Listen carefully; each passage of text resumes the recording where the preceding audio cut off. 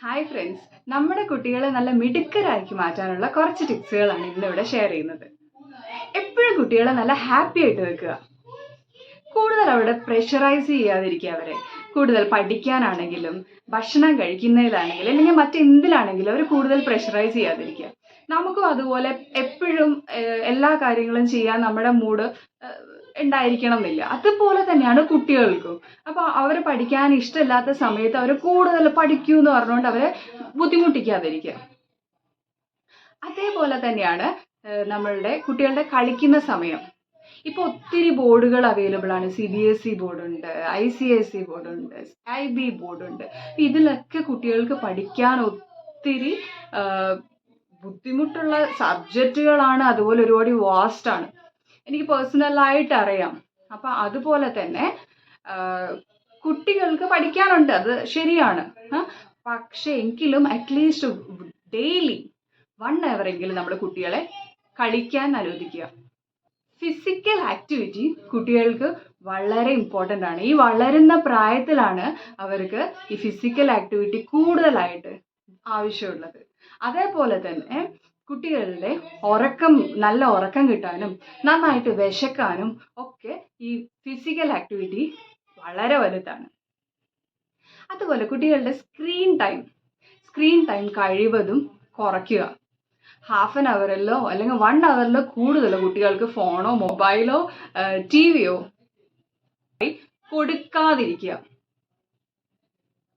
വളരെ ഇമ്പോർട്ടൻ്റ് ആയിട്ടുള്ള ഒന്നാണ് റീഡിങ് ഹാബിറ്റ്. കുട്ടികളിൽ റീഡിങ്ങിൻ്റെ ഹാബിറ്റ് ഉണ്ടാക്കി കൊണ്ടുവരിക. അതിന് ഏറ്റവും നല്ലത് നമ്മൾ ബെഡ് ടൈം സ്റ്റോറീസ് പറഞ്ഞു കൊടുക്കുക കുട്ടികൾക്ക്. ഇപ്പം എൻ്റെ മോനൊക്കെ ആണെങ്കിൽ അവന് സ്ഥിരമായിട്ട് ഞാൻ സ്റ്റോറീസ് പറഞ്ഞു കൊടുക്കണം ഉറങ്ങുന്നതിന് മുമ്പ്. അതേപോലെ തന്നെ നമുക്ക് സ്റ്റോറീസ് പറഞ്ഞു കൊടുക്കുന്നതിലും കുറച്ചുകൂടെ നല്ലത് നമ്മൾ ബുക്സ് റീഡ് ചെയ്ത് കൊടുക്കുകയാണ്. ബുക്സ് റീഡ് ചെയ്ത് കൊടുക്കുമ്പോൾ നമുക്ക് കുട്ടികൾക്ക് നല്ല വൊക്കാബുലറീസ് കൂടും. അതേപോലെ തന്നെ നമ്മളൊരു വീക്ക്ലി 5 days നമ്മൾ റീഡ് ചെയ്തിട്ട് 1 day കുട്ടികൾക്ക് റീഡ് ചെയ്യാനുള്ള അവസരം കൊടുക്കുക. അത് അവരിലും കുറച്ചുകൂടെ എൻകറേജ്മെൻറ്റ് കൂടും. അവർക്ക് എനിക്ക് റീഡ് ചെയ്യാനുള്ള ഹാബിറ്റ്സ് അത് കണ്ടിന്യൂസ് ആയിട്ട് അവർക്ക് ചെയ്യുമ്പോൾ അത് അവരുടെ ഹാബിറ്റായിട്ട് തന്നെ മാറും. വളരെ നല്ലൊരു ഹാബിറ്റാണ് റീഡിങ്. കുട്ടികളെ എപ്പോഴും എൻകറേജ് ചെയ്യുക. ചെറിയ ചെറിയ കാര്യങ്ങൾക്കും കുട്ടികളെ നമ്മൾ എൻകറേജ് ചെയ്യണം. ചിലപ്പോൾ ഒരുപക്ഷെ നമ്മൾ കുട്ടി കഴിച്ച ഭക്ഷണത്തിൻ്റെ പ്ലേറ്റ് കിച്ചണിൽ കൊണ്ടുവച്ചു എന്ന് വിചാരിക്കട്ടെ. അപ്പോൾ നമ്മൾ പറയണം അവരുടെ അടുത്ത്, ഇത്ര നല്ല മോനാണ് കേട്ടോ, അമ്മയുടെ മോൻ ഭക്ഷണം കഴിച്ചിട്ട് കിച്ചണിൽ കൊണ്ടുവച്ചു, അമ്മ നല്ല ഹാപ്പിയാണ്.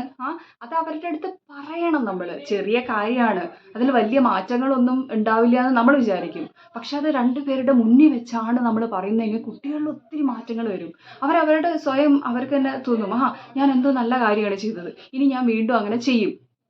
അതാണ് ഞാൻ അധികം ശ്രദ്ധിച്ചിട്ടുള്ള ഒരു കാര്യമാണ്. അധിക പാരൻസും കുട്ടികളുടെ കുറ്റങ്ങൾ പറയാനാണ് ശ്രമിക്കാറ് 2 പേരുടെ മുന്നിൽ വെച്ചൊക്കെ, അല്ലെങ്കിൽ കുറച്ച് റിലേറ്റീവ്സ് വരുന്ന സമയത്ത്. ഒരിക്കലും അങ്ങനെ ചെയ്യരുത്. അത് അവരെ ഡിമോട്ടിവേറ്റ് ചെയ്യാണ്. മറ്റൊന്നാണ് പ്രേസ് ചെയ്യുന്നത്. ആവശ്യമില്ലാതെ കുട്ടികളെ പ്രേസ് ചെയ്യരുത്.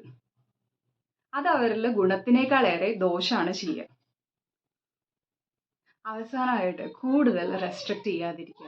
എല്ലാവർക്കും ഇന്ന് 1-2 കുട്ടികളൊക്കെ തന്നെയാണുള്ളത്. പക്ഷേ അതുകൊണ്ട് അവരുടെ പുറകെ നടന്ന് അവർ ചെയ്യുന്ന എല്ലാ കാര്യങ്ങളും നോക്കി, മോനെ അത് ചെയ്യല്ലേ, മോനെ ഇത് ചെയ്യല്ലേ, ഇങ്ങനെ ചെയ്താൽ അത് പറ്റും, ഇങ്ങനെ ചെയ്താൽ ഈ വീഴും, അങ്ങനെ പറയാതിരിക്കുക. അത് കുട്ടിയുടെ കോൺഫിഡൻസ് ലെവൽ വളരെ കുറവാക്കുകയാണ് ചെയ്യുക. സോ അങ്ങനെ ഒരിക്കലും കുട്ടികളുടെ അടുത്ത് പറയാതിരിക്കാൻ ശ്രമിക്കുക. ഓക്കെ, ചില കാര്യങ്ങൾ കുട്ടികൾ ചെയ്യുന്നത് ശരിയല്ലായിരിക്കാം, പക്ഷെ അത് കണ്ടില്ല എന്ന് വെക്കുക. അവർക്ക് അവരുടേതായ തീരുമാനങ്ങൾ എടുക്കാനും അവരുടേതായ രീതിയിൽ കാര്യങ്ങൾ ചെയ്യാനും അവരെ അനുവദിക്കുക.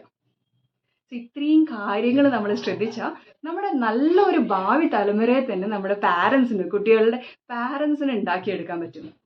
ഒരു കുട്ടിയുടെ വ്യക്തിത്വം വളർന്നു വരുന്നതും കുട്ടിയുടെ വ്യക്തിത്വം തീരുമാനിക്കുന്നതും അവരുടെ മെയിനായിട്ട് പാരൻസ് തന്നെയാണ്. അപ്പം അതിൻ്റെ പൂർണ്ണ ഉത്തരവാദിത്വം പാരൻസിനാണ്.